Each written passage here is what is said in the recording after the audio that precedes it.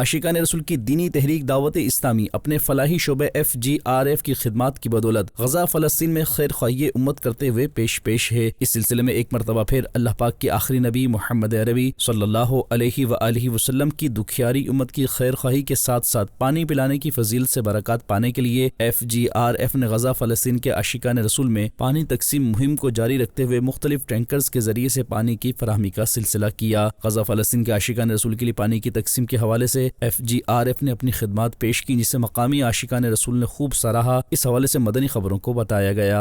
We are FGRF team. Alhamdulillah, today marks another day of our continued efforts on the ground.